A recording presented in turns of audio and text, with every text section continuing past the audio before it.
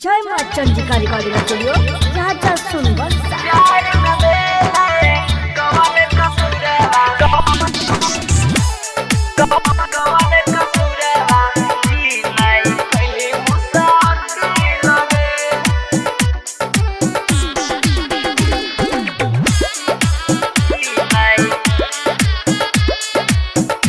अपना हाथ में हदीरा चाइले लही जान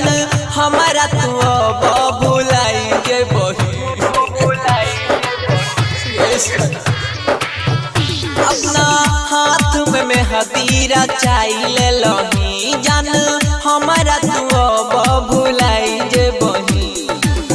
चल जे भी पियावा के संग गे प्यार में भेले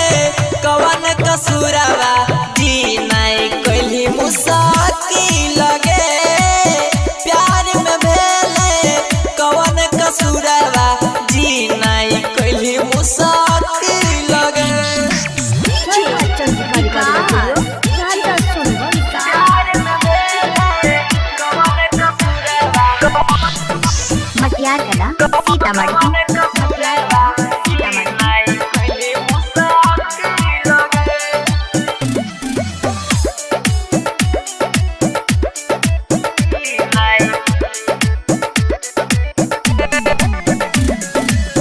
बाबू सोना कहरी हो तोरा हम जान गे चली जेबी ससुरा तू लेके परान गे हे गे बाबू सोना कहरी हो तोरा हम जान गे चली जेबी ससुरा तू लेके परान गे माने हो दिल से भगवान गे प्यार में भेले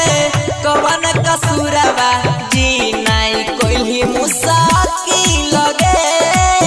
प्यार में भेले कवन कसूरवा जी नहीं कोई मुसाकी लगे जय मां चंद्रिका रिकॉर्डिंग स्टूडियो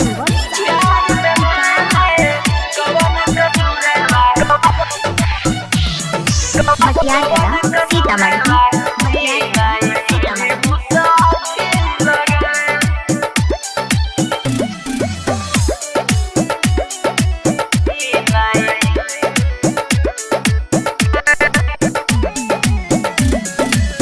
हमारा भुलाई के तू रह भी नहीं खुश गे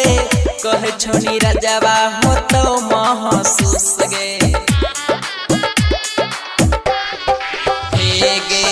हमारा भुलाई के तू रह भी नहीं खुश गे कहे छोनी रजवा हो तो महसूस गे सोनुआ के रह भी तू साथ गे प्यार में भेले कवन कसूरवा जी नहीं कोई मुसाकी लगे प्यार में भेले कवन कसूरवा जी नहीं कोई मुसाकी लगे जय मां चंद्रिका रिकॉर्डिंग स्टूडियो राजा सुनवर।